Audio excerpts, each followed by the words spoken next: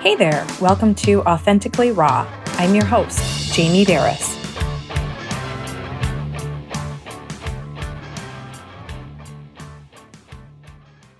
Well, hello everyone, and hello Dani Fontanesi. She is our guest interview conversation today. And Dani, I'm gonna let you take it away and introduce yourself, please. Yeah. Hi, Jamie. It's always good to be chatting with you. So I'm Dani Fontanesi. I am by trade a business lawyer catering to startups, generally in the tech space. I am also the owner and founder of a legal coaching platform called Legal Up that's designed to enable business owners or business leaders to be their own business lawyer. So great to be here. You're a very impactful, empowering woman, and that is one of the reasons that I wanted to have this conversation today, because the whole idea for the podcast is to inspire and just empower people. And I'm drawn to that sort of person just anyway. But then I got whim of your story, which you're very open about. Mm-hmm. And you have a big story, so I'm not gonna delay there. I am interested, or just your take. I'm gonna let you take it away at the spot, the point where you think it should start out, but I want to dive in. You have a story to tell. Yeah. Yeah. So it's interesting. So the story is really like about life taking a completely different turn than you expected. But so it's 2023 right now. So in 2015, my husband and I were living in New Zealand. At the time, we had moved there years prior, had actually had gotten permanent residency and everything. It was initially an adventure, and then it just became our life. And we had sort of built this beautiful life for ourselves in New Zealand. We were living in Wellington, which is the capital city, and I was working as an attorney, first at a big law firm doing kind of M&A sort of stuff, and then I accepted this position in-house as a corporate counsel to this renewable energy company. And I was just loving my job, loving life. My husband and I would walk to work together in the city from our flat, on the hill overlooking the harbor. And then we'd get to work. My office overlooked the ocean. Like I'd see like orcas and penguins and like all these, sea creatures in my day-to-day life. And I just thought, life really can't get any better. Everything is kind of going as perfectly as it can. And my husband and I had just gotten married. We had our wedding on this little island off the coast of Auckland called Waiheke Island that is just full of vineyards, and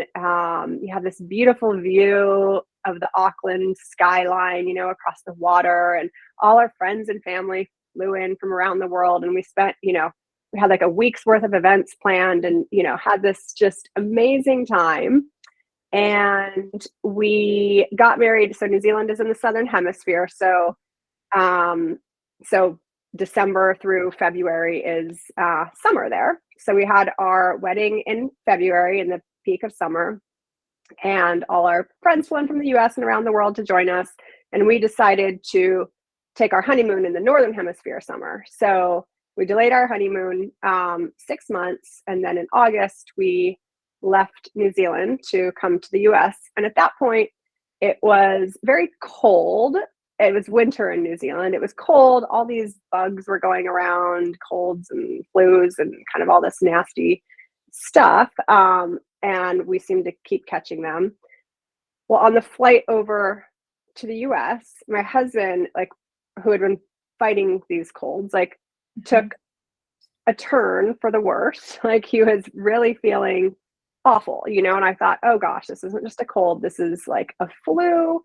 and he's very sick, like feverish. And long story short, by the time we made it to the US, our first stop was at my mom's house, which is in Coeur d'Alene in northern Idaho. And we got there and he just basically walked straight to bed, got in bed, and, reappeared the next day. But we had all these fun activities planned. So he was a trooper and just kind of kept going. And then after on the third day, he was still feeling terrible. And I just said, you know what, we need to go to urgent care or whatnot, because maybe you need antibiotics or something. And so he said, okay, which kind of shocked me because he never lets me, insist that we go to the doctor. But I'm like, okay, he must be feeling pretty bad. Like maybe he has something serious like pneumonia or, something that needs to be treated.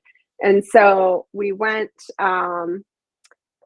we couldn't find an urgent care nearby. So we ended up going to the ER in this, again, little in Coeur d'Alene, Idaho, kind of a small town at this regional hospital. And the doctor, comes in our room and we kind of give him the background and, we're on our honeymoon and we're hoping that you can, give us some antibiotics or something to kind of help, move this cold or flu along and get us back out there. We had plans to like travel all around the US over the next 3 weeks.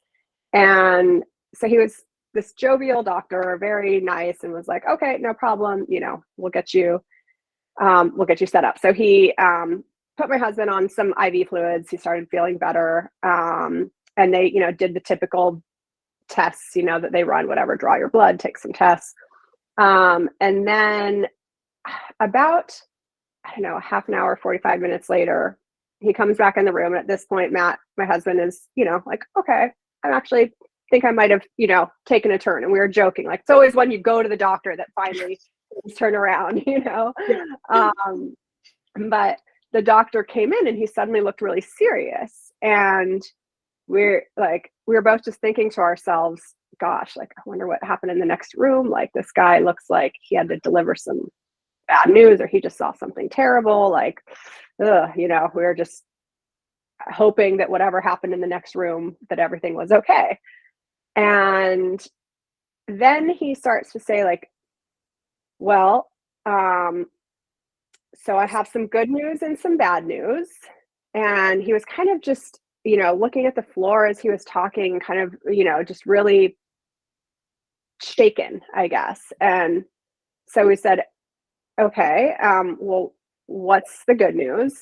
And he said, well, the good news is you don't have the flu. And we really didn't want him to have the flu because we wanted it to be something that you could treat with antibiotics and that he'd start feeling better the next day. And so we thought, okay, well, he doesn't have the flu. That's great. So then what's the bad news? And, he kind of looked around and was kind of, fidgeting and looking at the floor and, trying to figure out how to say it, I guess, in hindsight.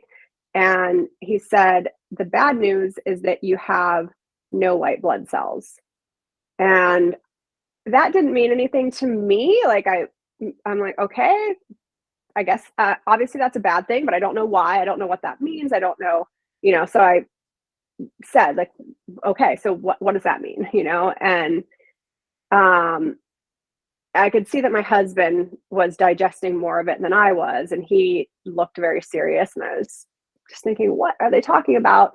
And he said, well, it means that you either have a very serious disease, and he named off a few scary ones, AIDS or potentially Lyme's disease or like a hepatitis or, something like that.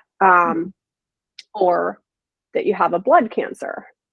And we're like, or pneumonia, like I kept going back to the pneumonia thing. Like I had it in my head, like maybe it's just pneumonia. Like maybe he was just shaking his head like, nope. He said, you have no white blood cells. That means you have no immune system. We're admitting you to the hospital right away. We're putting you in an isolation room. Like at this point, he couldn't even have exposure to like the air outside because there could be spores in the air that could kill him because he had no immune system. And this was completely mind-boggling to us. I had to call my mom, who was waiting for us, to go get our antibiotics and come home, and say, we're not coming home.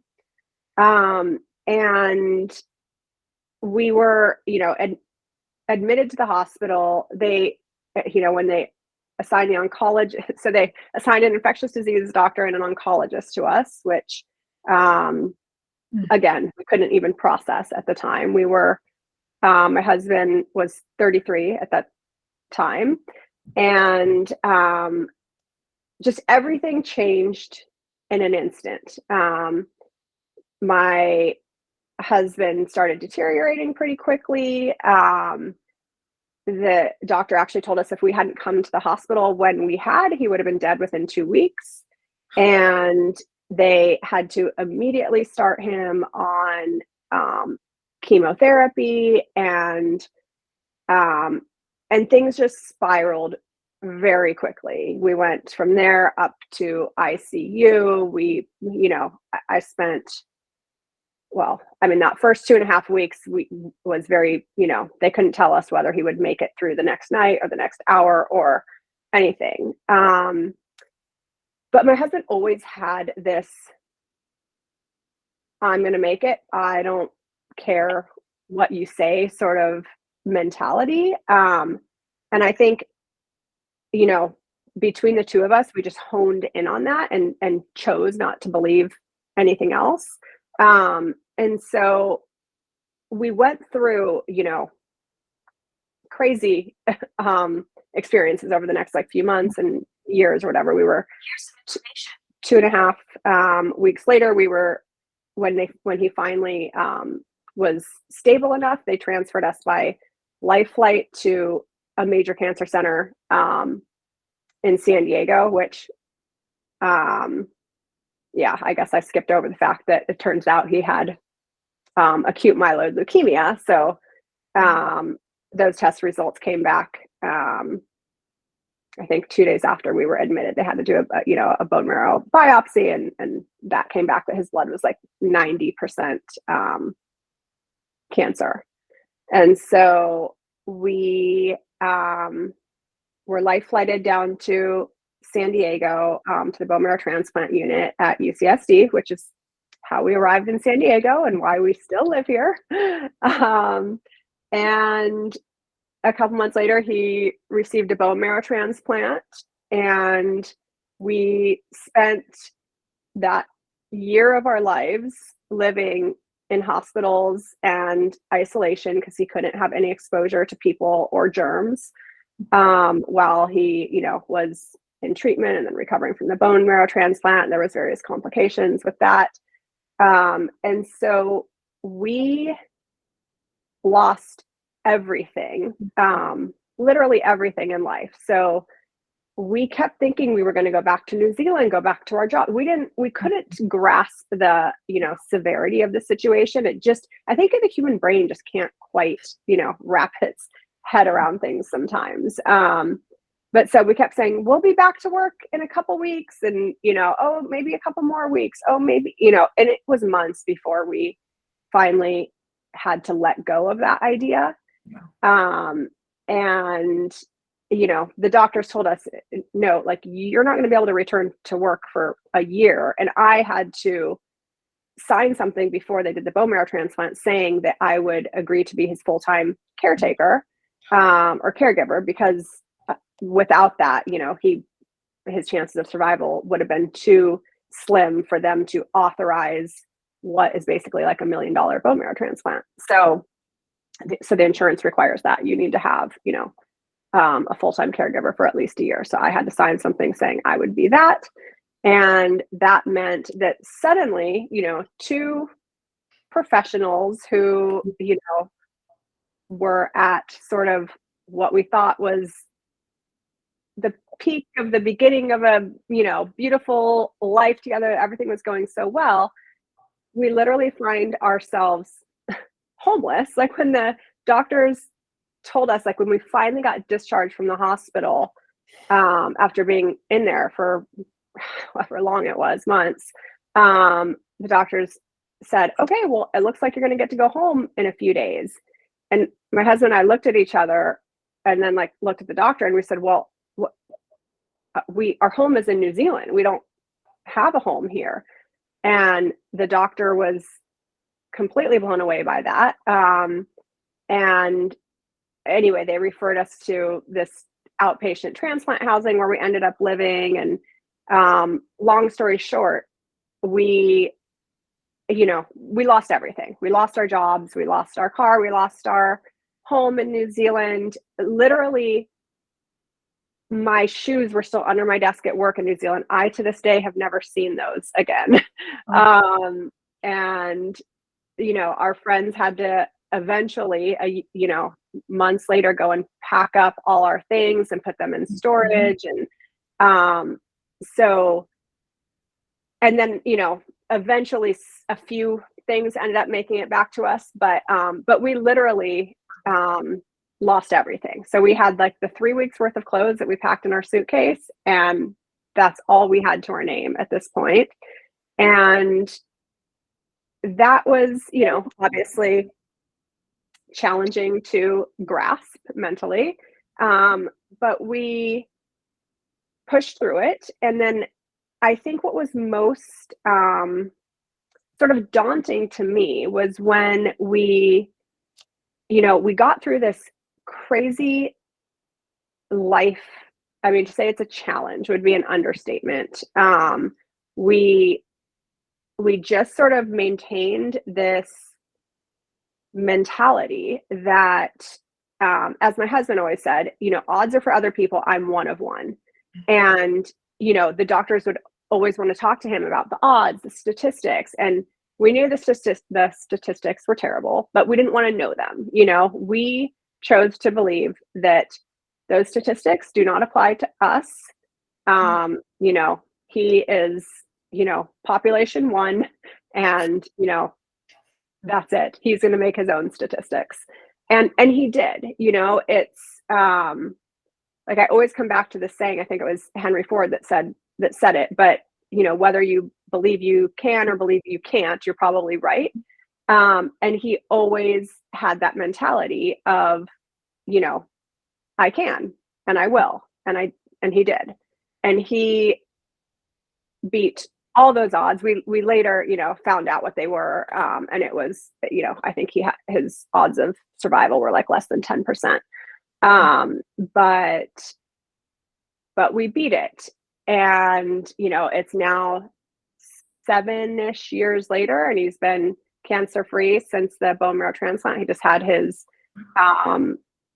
recent visit with his oncologist at the bone marrow transplant unit. Everything's still looking great. And so we overcame this major obstacle and then thought, okay, now we can finally return to life. Now we can finally return to our jobs, and now we can finally return to life as we know it. And that's just not what happened. So my husband was actually able to get a job pretty quickly. He's a structural engineer, and he knew someone, or there was some connection that he got in at this company, and it was great, except for the fact, as it would turn out, that he ended up being in and out of the hospital for several years. So that obviously was challenging with work, but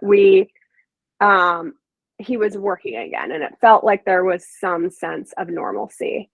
And then I tried to get a job as an attorney in California, where I'm licensed, in San Diego, and I could not even get someone to respond to my resume or respond to my application. And I have different theories about why it was. Part of it, our story was very public. It was on the front page of international headlines, and I started a blog at that time, and so that the blog was very public. If you Googled, me or my husband's name, I mean, you would just see everything about our story. And so I don't know if employers, if that's what they did, Google me and then say, don't really want to take a chance on someone who's,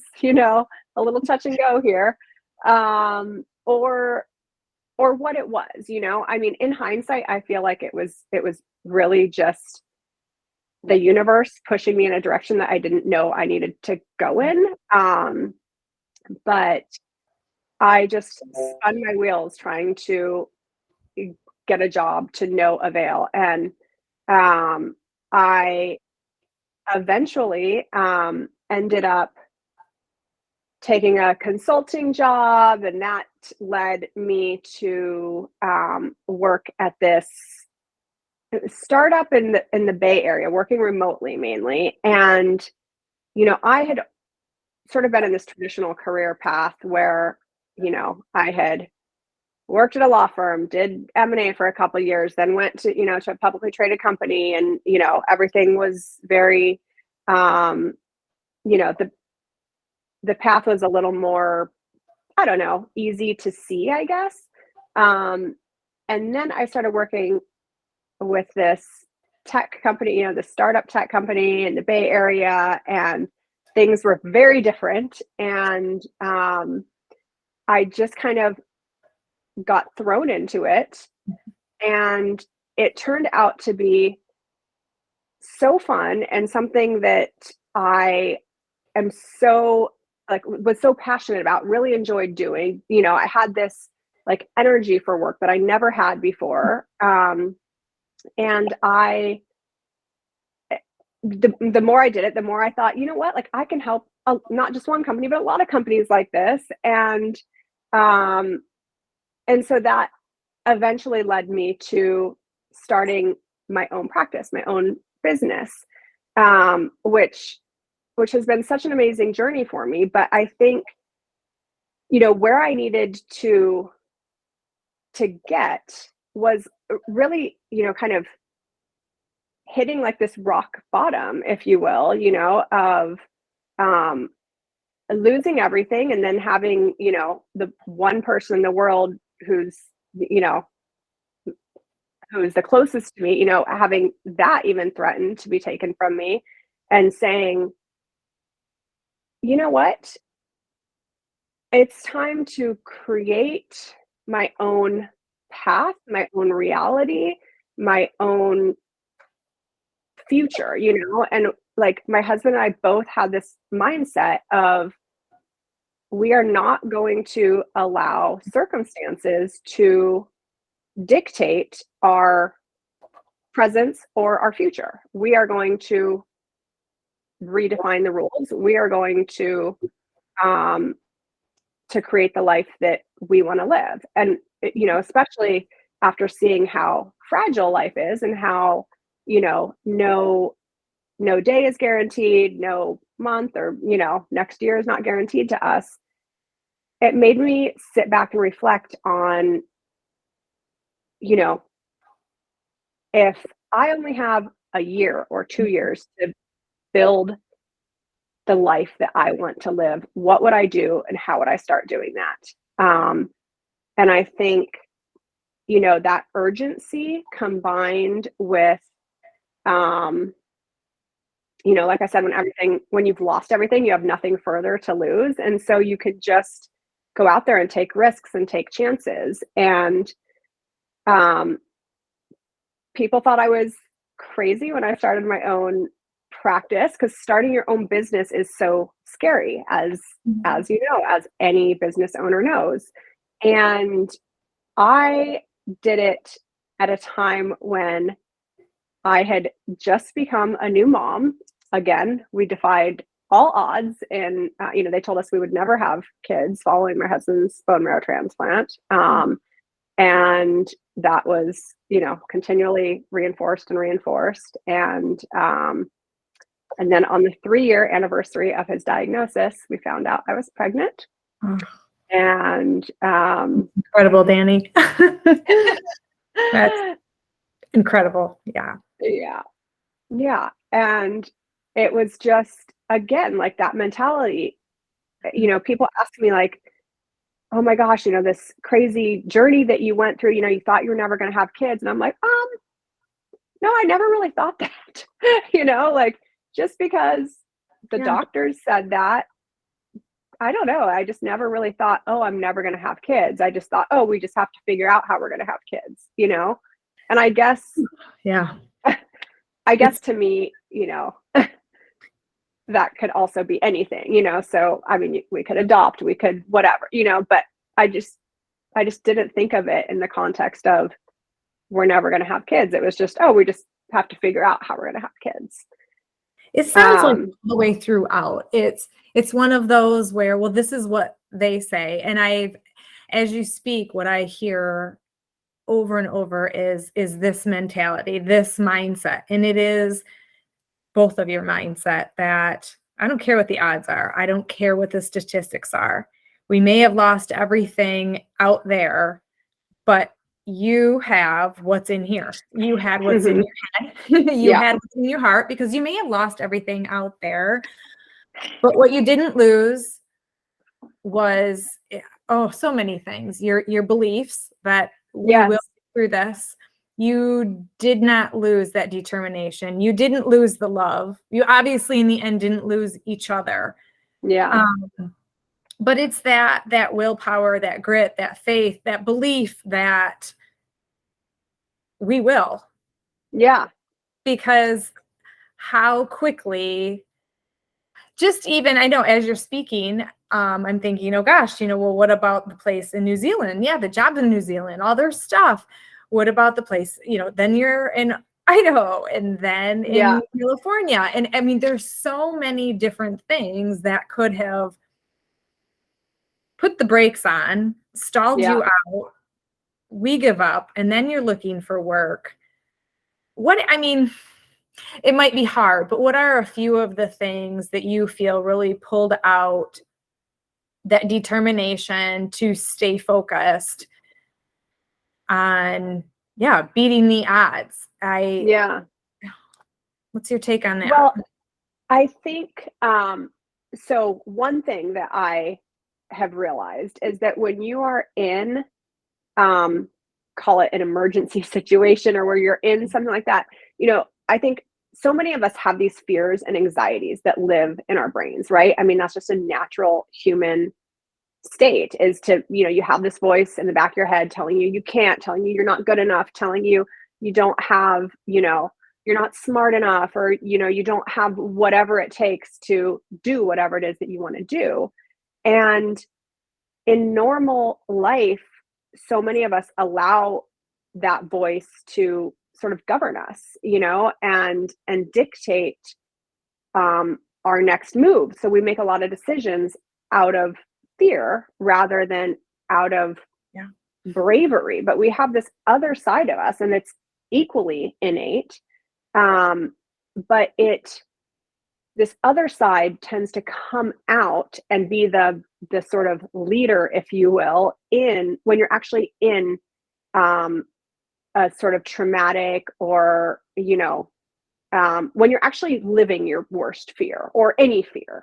When you're in that zone, this other side of you, this brave side of you, just comes in and takes over. And it's like the flight or fight response, right? And it's ingrained in us, it's like part of our biological makeup. And I think, we're lucky to be in a place right now, just in time and history, where we aren't out there, fighting polar bears, or having to fight for our life. And so we have more time to think and to self-doubt, but we all have this innate ability within us to do whatever it is that we want to do, and to conquer anything. And so I think that comes out naturally when you're in that fight or flight stage. And then when you're not in that, you really have to cultivate it.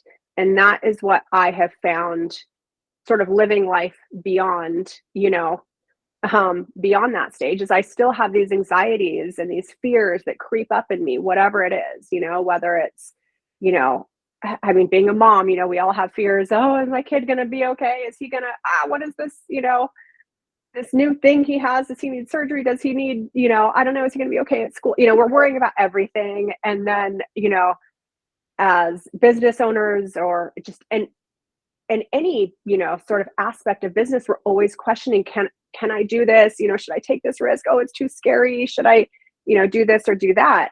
If you can just peel that back and stop listening to those voices and instead hone in on this inner voice that we all have within us that will tell us whether, this is a real fear or just kind of a made up fear, whether we should, give any weight to this little fear that's popping up that's saying, oh, you're not smart enough, you're not, capable enough, you're not whatever. And just, say, I am. I believe I am, therefore I am. Right. And just set out to do it and do it, and I am constantly reminding myself of this and constantly listening to other podcasts and to, reading books and, just reinforcing this belief because, you need to keep inputting that, that information and that, that sort of positive, sort of reinforcing that positive mindset, to, water that belief. Mm-hmm. I agree, because when you were in the thick of everything, there was no other alternative.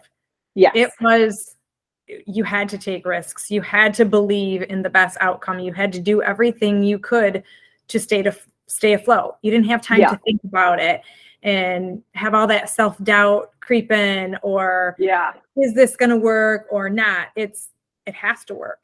It will work. And I don't have any other choice. Exactly. We have, we start to weigh the options because there are other choices. We don't have to take the risk. Right. We don't, and when you're forced into it, there you are. And it's kind of the same thing of, hundreds of years ago when you find yourself out in the wilderness being chased by bears. Well, there you are. You have to just do it. And if you don't, it's death.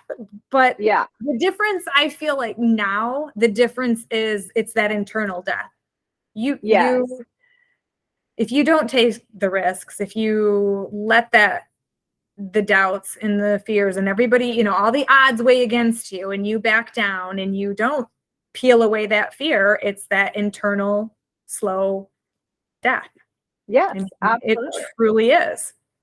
100%. Yeah. And that's exactly it, is just, when you have options, we are naturally inclined to choose comfort over something that makes us a little more uncomfortable, and typically taking a risk naturally engenders this feeling of discomfort and of, maybe a little anxiety, maybe, but excitement as well, and we all have this internal compass that we just need to trust, like we can look at a risk and trust that our judgment will tell us whether, it's really that scary of a risk, whether it's really a risk that we shouldn't take, or whether it's a risk that we can take.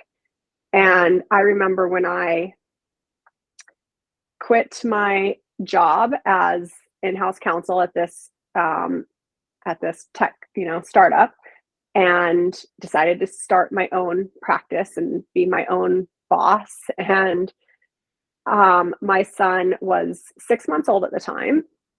And I can tell you that I heard a lot of, oh my gosh, you're crazy. Oh my gosh, you are leaving, a very generous salary to what? Do you have any clients lined up yet? And the answer was no. And I quit in the beginning of November and decided to, take some time off over the holidays to spend with my son.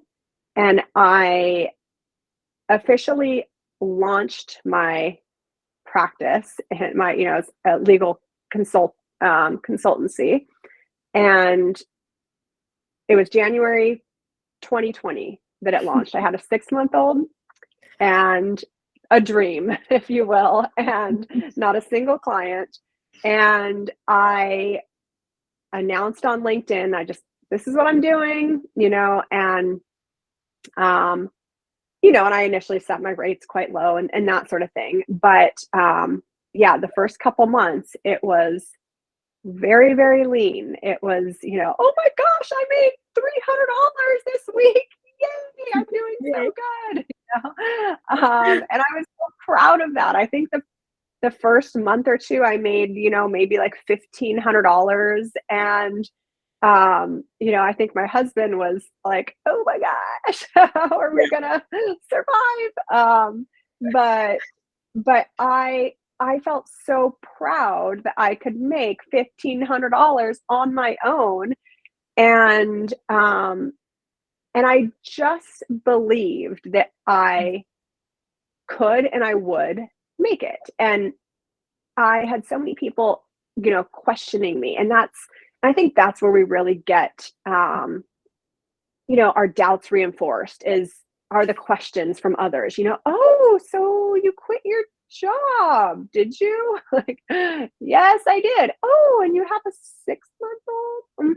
Yep, I did. And they don't need to say anything, but you can just sense their doubt and you take on that doubt. And I just started kind of blocking these people, not out of my life, but I just wouldn't engage in discussions with them around work, So if we were talking and they, brought up anything work related, I would steer the subject elsewhere. I would just, say, yep, it's going good. So, how is Bob doing or whatever,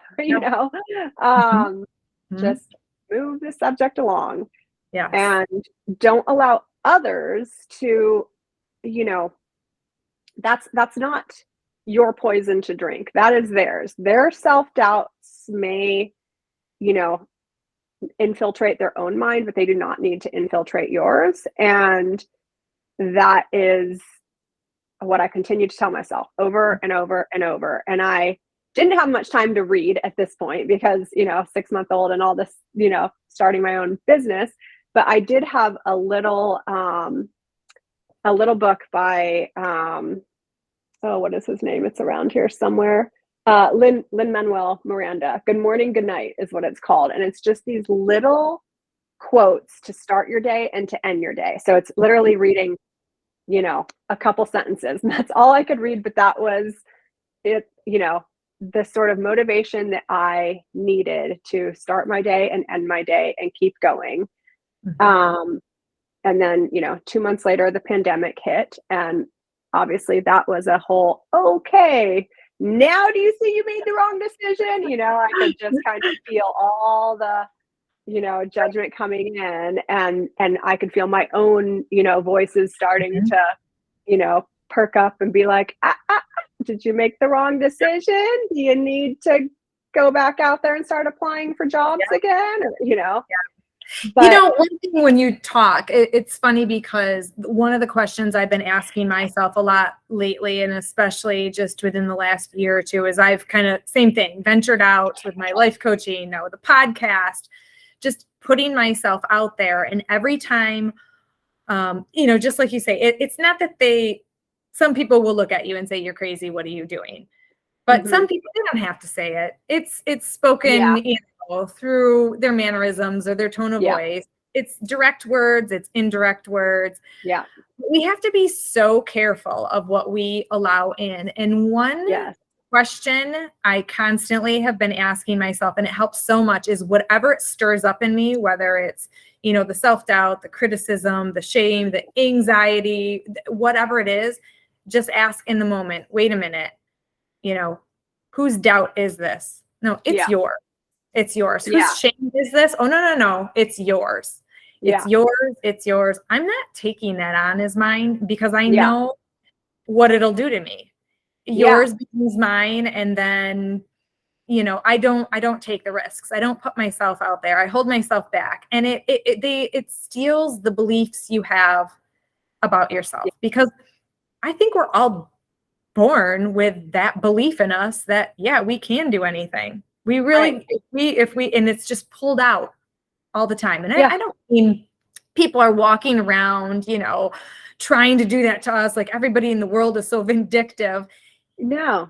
A lot of it is, I mean, a lot of it can come from people that care for us deeply. They Yes. don't want us And it to hurt. typically does come from the people that care about you the most, because they are so scared for you, but again, yeah, that's their own Yes. fears that. And they saw you at your rock bottom. They don't want to see you there again. Yes, exactly. You're for so Exactly. long, right. And Right.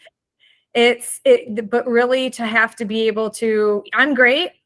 Let's talk about you now. And Yeah. just Yeah. switch it and know inside you will be fine. You Yes. will be fine. Look what worked out before. You can do it, and don't let those voices come in, because you said that about trust, and I believe that too. If you don't trust yourself and believe in yourself, no one else can do that for you. 100%.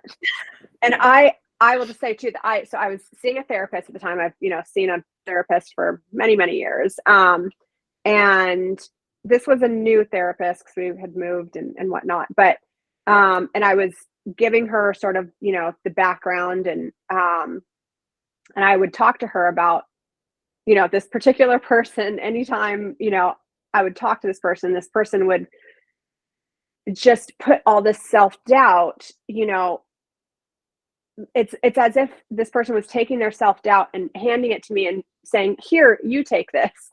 And I'm the type of person that always has my hands reached out, so I'm, there to accept it. And I have to tell myself, no, you don't need to accept it. And my therapist had me do this mental exercise where she said, imagine that you are, that you are just like this rubber, kind of person, and that this other person, these other people, have this ball, and they are throwing it to you, and they want you to catch it. And instead of putting your hands out to catch it, just watch the ball come towards you, watch it bounce down and slide down your body and roll away. And don't catch that ball. Don't absorb that energy. Just let it roll away. And I found that so helpful.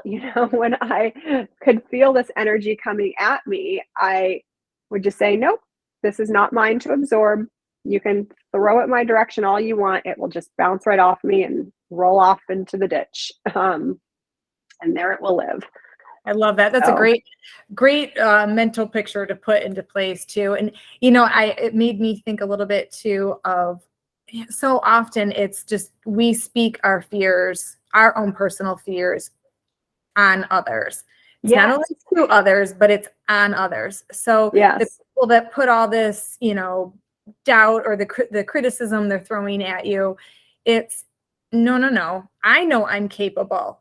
You just don't think you would be capable of doing what I'm trying to do. And that's how you are, basically projecting it at me, is through whatever they're saying. And to be aware of that, it helps allow that ball to hit you and just roll off. That these are their balls. Their balls feel like, I could never do that. I wouldn't take that risk. I'm not capable.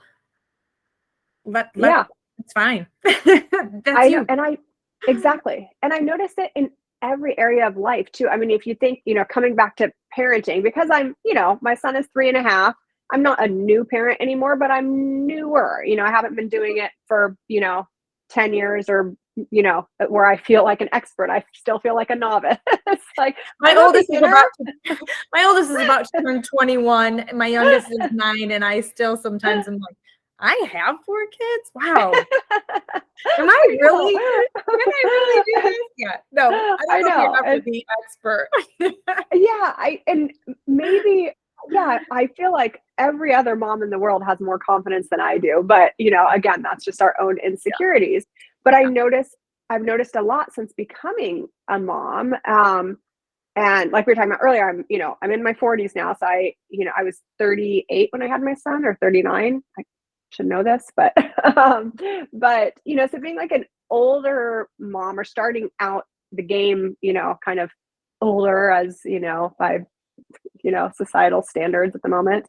I have a different, I don't know. I don't know if I'm receiving things different or what, but I feel like there is so much, mom judgment that I was completely unaware of. And again, it's like people projecting their own ideas, their own beliefs, their own fears onto you. And it comes in the form of questions, like, oh, you're going to let your son do that? Or, whatever it may be, like, oh, so your son's not eating any vegetables with his dinner, huh? It's just like, no, tonight he's not. Yeah, tonight he's actually eating, ketchup and toast for dinner, because that's what he wanted, and I've hit my limit today, and by God, have at it. It'll all equal out. At least he's eating something. Pick your battles, and that can't be won every day. No. Right, exactly. But it is true. I can even remember when my oldest two were in elementary, going in feeling pretty confident as a mom. And then all of a sudden you are witnessing so many different parenting styles, and they were in a small school, and same thing. I did find myself caught in that trap of questioning, should I be doing this? Why am I doing this? I don't do enough of this. I do too much of that. And the second you start to go down that rabbit hole, it's hard to get out. And I see where there was a couple of years where I did get more sucked into that, and I did start to question everything. And no, once I pulled back, a couple more kids, and I had to rebound from that a little bit, because and you had to trust yourself. You had to trust that you were born with this innate ability to be a good mom. And again, it is something that we are all born with, and we just need to tap into that belief, that faith, that trust in ourselves. And while at the same time understanding that my parenting style may not work for other people, but if someone comes to my house one night and sees my son not eating a well-balanced meal, that's not because he never eats a well-balanced meal. That's because on this particular day, this slice of time that you saw, that's what was going on. But I don't need to, again, absorb that energy. I don't need to absorb any sort of judgment. That's just, that comes from a place, maybe that person, feels that they're not eating, very balanced at the moment, or whatever, so. No, it's true. I can even remember, if the older kids would forget something, a water bottle, a homework assignment I saw laying on the counter, I was that mom then that quick ran it up there. I didn't start out that way, but then seeing all the other moms do that, I thought, God, I'm mean. I'm selfish. Like, I don't do enough for these kids. I did start to do some of that, and it backfired. It did. It just, I really, just that second guessing, I was going against all of my intuition, what I knew was right for me, what was right for my kids, what was right for my family. And it took some time to be like, okay, wait,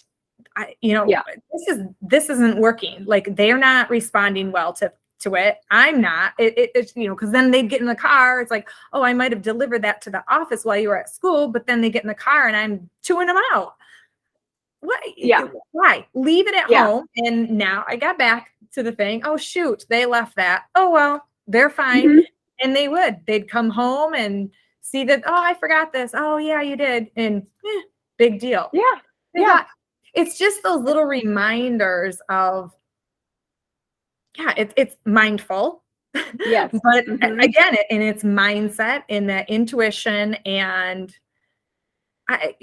just that trust in yourself. And like you said, like, your kids the best, yourself the best, what they need better than anyone else. And are you, I don't know, giving them fish, or are you teaching them to fish? If they forget something one day and you bring it to them, maybe they'll forget it again the next day. If they have to live without it for that day, they'll probably remember it the next day, Yes. and it reminds me in the beginning, you talked about your course in the beginning, and obviously you were completely derailed, but I think there's so many times then, okay, I need to course correct. Yes. What am I going to do? And you can feel it when it happens inside, but how often we just neglect it. And it's our bodies, course correct, course correct, course correct, you're off. And we won't go inward and figure out what we need to do. We're just looking out there. Well, that's what this person's doing. That's what that person's saying. And it just leads us further off of our path, because you've had to course correct and you keep getting back on, keep finding new stuff. And it is, like you said, it's just have to stop opening up to certain people or responding, let that ball roll off and stay on course with me. Stay on course with me. Yeah. Over and over. And to that point too, like the one thing I will add is that, and this was a piece of advice that I heard 10 something years ago, and I think this is still like one of the best pieces of advice I've heard to date. And it was actually in law school. And without getting into the background story of law school, I will just say that I felt very out of place in law school. I felt out of place in college. I was like, I don't know how I got here. I don't, everyone else seems smarter than me, and everyone else is, whatever. Everyone in law school seemed to have this like plan, like I'm doing this, and then I'm doing that, and then I'm and I was like, I think I'm, going to be a lawyer, but I don't know if law doesn't work out. I like business, and, we're just kind of figuring stuff out. And this, we had a guest lecturer who came in and said, don't have a plan, have a general direction, and take advantage of opportunity as it arises. And I think having too strict of a course, I then kind of got onto that path where I was, okay, I'm, doing this, and then I'm doing that, and here's my path, and you only see one way. And you're not open to opportunities to, that could be better than, the direction you think you're headed, and so be flexible, be, prepared to pivot, and just, recognize opportunities and accept them when they're right for you. And I feel like, the universe like gives us gifts so often that we like reject or don't recognize, or, we're just too focused on, I'm trying to get here. And so, sometimes I think like, my gosh, like, we had to have our worlds, my husband and I had to have our worlds shaken up so much in order to course correct, and course correct meaning stop being so rigid, stop thinking that everything is gonna go this way or supposed to go this way. There's no one right way. There's and I feel like a lot of times too, it's like we decide what the right way is going to be. And like you said, sometimes that's not what God or the universe like has planned for us. And when it does come in of like, no, go this way, but that wasn't my plan. This is my rigid plan. And I will just, destroy myself trying to stay with that plan. And if you are just open and receive what's coming in, that plan often, it might change course a little bit, but it's for the better. Yeah, exactly. I know. And we don't have to make it so hard. And when you just go with it and see where it goes, it opens way more doors, way more opportunity, and so much more growth. So much. Yeah. What are some last empowering things you can leave our listeners with? I would say, the greatest strength that we all have in ourselves is belief. And if you just believe you can do something, chances are you're probably right. And, sort of behind that belief needs to come perseverance and,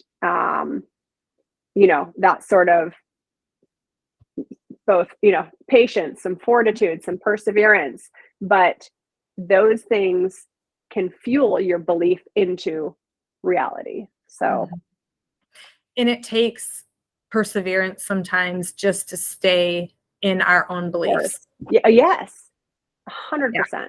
Yeah. And 100%. I think it's staying present with, okay, this is who I am. This is who I know myself to be. And again, it just goes back to, the trust as well. Any final words? What do you have in the works? What's your future? Yeah. So, after, having my own law practice, advising, numerous, startups and business owners and whatnot, I have recently launched something called Legal Up, which is both a course and a coaching membership that allows business leaders, managers, business owners, provides them with the tools, resources, and skills to be their own business lawyer. So that is, you can find me on LinkedIn, Dani Fontanesi, or, the website for Legal Up is legal-up.com. And that's my next venture, empowering people to do what I do without going to law school. Well, that's amazing. No, it's an incredible story. Thank you so much for sharing your story. And I know we're going to have to probably do this again, because I was even thinking maybe a parenthood mother type of thing, that'd be fun to do some things too, because course correcting in parenthood is a daily thing. Sometimes it is 100%. I feel like everything I'm reading and everything I'm listening to is on one of those topics, For sure. Definitely. Yeah. Most definitely. Well, thank you so much, Dani. Yeah, thank you. All right. Thank you so much for being here as we kick off this podcast together. I really appreciate you joining me on this journey, because I'm well aware you could be doing or listening to anything right now. Hey, if you enjoy the Authentically Raw content, please support the show by following, rating, and reviewing on Apple Podcasts or wherever you listen. You can also follow me on social media for daily inspiration. Head over to my website, jamiebarris.com, to sign up for weekly transformation tips. Or if you're interested in coaching, I currently have 3 openings for one-on-one coaching. If you're looking for an empowering community, we'd love for you to join us in the Transformation Tribe, our group coaching membership. More info available on my website under the Life Coaching and Membership tabs.